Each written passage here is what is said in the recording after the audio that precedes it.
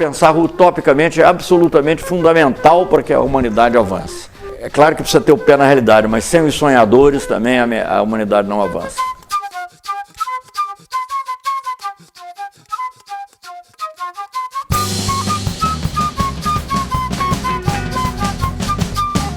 Sobre a questão da Bolívia, né, que nós tivemos recentemente um golpe de Estado e toda a questão que existe ainda no país com relação ao racismo, né, com relação aos povos indígenas, gostaria que o senhor comentasse que se além da renúncia em si, o Evo Morales poderia ter outras alternativas de tentar superar essa situação de crise. Essas coisas são muito difíceis, né? Você não pode... Tem muita dificuldade de julgar situações individuais, ele está lá, ele que conhece, sabe o que é possível. Ele já antes da renúncia em si, ele já estava falando que ele queria evitar um banho de sangue, por isso convocou as eleições.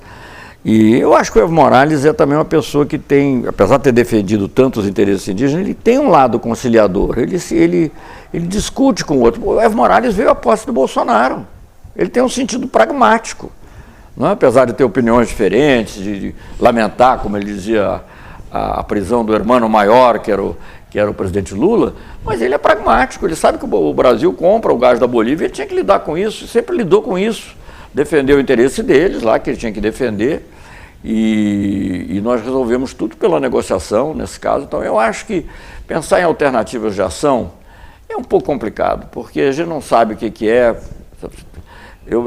Alguns, por exemplo, poderiam dizer, não, o Allende ficou lá, mas o que resultou? Resultou 20 anos de ditadura no Chile também, então não sei.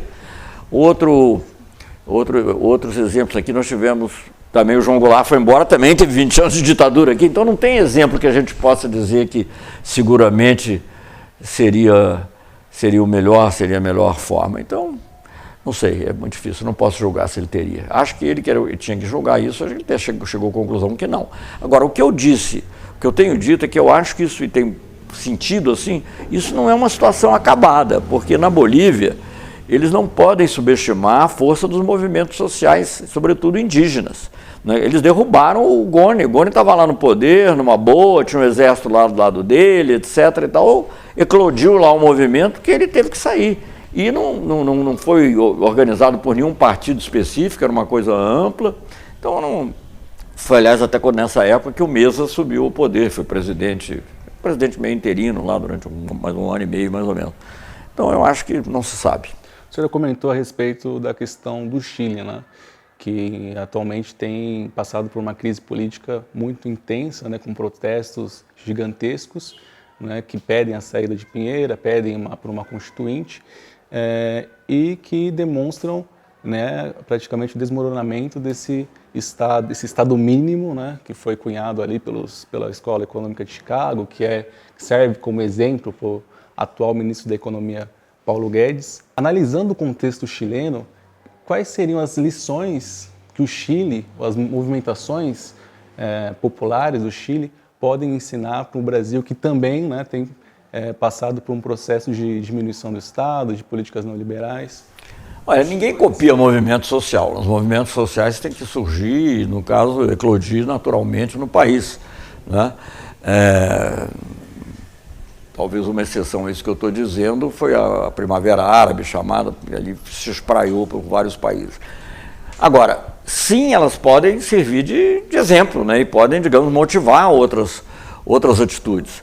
Agora, o que eu acho, o ensinamento principal do Chile, o Chile era um modelo do neoliberalismo, do sucesso, entre aspas, do neoliberalismo, e levou onde levou. Então, eu acho que você começa a ver, até, digamos, em setores da classe dominante aqui no Brasil, de pessoas que trabalham no capital financeiro, por exemplo, o Armínio Fraga, ou o Huck no plano político, começar a falar da desigualdade, etc., porque eles estão vendo que não dá.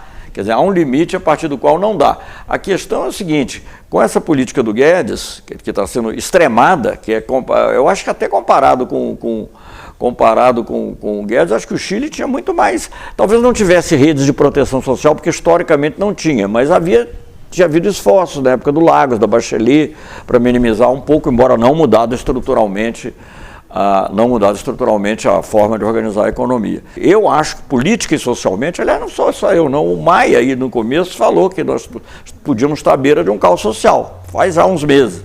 Eu acho que nós estamos chegando perto. Quer dizer, uma coisa é você, que é o caso do Chile, você está navegando e de repente ser atingido por um iceberg, né? Outra coisa é você mirar no iceberg e ir em direção a ele. Eu acho que é o que nós estamos fazendo, o que o Brasil está fazendo. A libertação do Lula foi extremamente simbólica, né? Do ponto de vista tanto da política brasileira como da política internacional, né? E nas falas, nos discursos do Lula, ele prestou solidariedade à questão da Bolívia, à questão do Evo Morales. Como o senhor entende os impactos do ponto de vista das relações internacionais que a saída do Lula, a libertação do Lula pode ocasionar? Quais mudanças que poderiam ocorrer com essa saída do Lula? Em função do quê? Com a saída do Lula? Da saída do Lula. Da prisão, a libertação? Não, eu acho que, digamos, isso dá ânimo, né? Dá ânimo. Eu acho que justamente o que aconteceu com o Evo Morales, um dos efeitos práticos imediatos é tentar quebrar, digamos assim, essa onda positiva que já vinha se criando por outras coisas, principalmente a eleição do Alberto Fernandes, que não é nenhum radical. O Alberto Fernandes ele é uma pessoa de princípios cristãos, acho, uma pessoa que tem uma ligação próxima com o Papa Francisco, etc., mas nunca foi radical. Pelo contrário, houve um momento em que ele até se afastou da presidenta Cristina Kirchner por causa de conflitos internos lá com o setor agrário. Ele achava que tinha que ter um pouco mais de negociação, etc. Estou dizendo assim um pouco que eu conheço. Então, quer dizer, ele está muito longe de ser uma pessoa radical, mas representa, sim, uma preocupação grande com essa ideia do bem-estar e de não embarcar no neoliberalismo. Ele vai ter dificuldades, eu espero que ele tenha muita solidariedade dos outros povos aqui, porque ele vai ter que renegociar dívidas com o FMI, vai ter muitas outras questões a ter que enfrentar. E a nossa quarta e última pergunta, né? A questão do ICANN, foi o ganhador Nobel da Paz em 2017. Ele propõe um tratado vinculante para a proibição e erradicação das armas nucleares. Atualmente, este tratado tem 79 assinaturas. Como superar as políticas de dissuasão e estabelecer uma de não proliferação das armas nucleares? Não é não proliferação.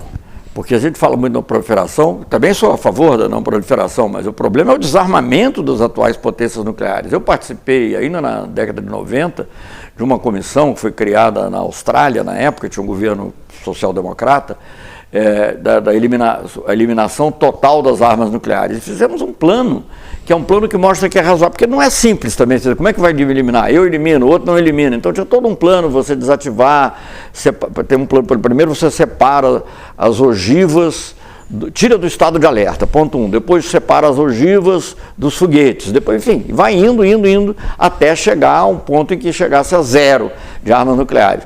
É utópico? Gente, se não há utopia, você não mexe com o mundo. Esse tratado é um tratado importante, obviamente as potências nucleares não assinaram, não é? Então a eficácia dele é relativa, mas, digamos, eu acredito no valor moral das coisas. Né? Não acredito só no valor moral.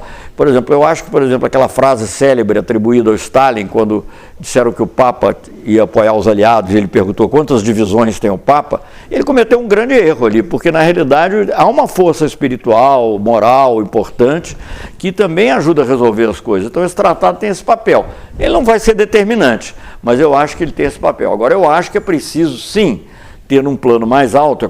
Eu fui presidente da Conferência de Desarmamento 2 vezes, então conheço lá em Genebra, fui o chefe da delegação brasileira num dos acordos, num dos momentos da discussão do Tratado de Não Proliferação Nuclear, e o artigo 6º desse tratado prevê, porque esse tratado, que tem muitos desequilíbrios, mas ele tem, digamos, um tripé. O tripé é o seguinte: países não poderão adquirir armas nucleares, é o aspecto de não proliferação que você mencionou. Tem um outro aspecto assim, mas fica garantida a transferência de tecnologia para fins pacíficos, é o que querem impedir frequentemente a gente, por isso que botaram o almirante Otto na prisão. E terceiro é o artigo 6º, que diz que há um compromisso dos países todos de desarmarem, de eliminarem as armas nucleares dentro de um contexto geral, etc. e tal. Então, é possível traçar um plano para isso, né? Vai levar 50 anos para conseguir, tudo bem, mas você tem que começar agora. Citando a frase famosa do Mao Tse-tung, não sou maoísta não, mas vou citar a frase que é boa, né? A mais longa marcha começa com o primeiro passo, né? Então, eu acho que é preciso. Chegou a ver depois, eu falei daquela comissão, aquilo era uma coisa não governamental, mas participaram pessoas como o Cousteau, por exemplo, que era o navegador, né? O que defensor do meio ambiente marítimo, Jacques Cousteau, participaram várias pessoas que eram prêmios Nobéis e tal da paz. Enfim, participaram várias pessoas de grande nível internacional. McNamara, que tinha sido ministro da Defesa dos Estados Unidos, porque ele tinha visto o horror e a proximidade da guerra nuclear. Fico feliz que você levante essa questão, porque essa é uma questão que a gente tem que pensar. Né? Claro que tá ligado. Hoje em dia a gente está tão abalado por coisas tão absurdas diariamente que a gente não consegue, às vezes, pensar utopicamente. E pensar utopicamente é absolutamente fundamental para que a humanidade avance. É claro que precisa ter o pé na realidade, mas sem os sonhadores também a humanidade não avança.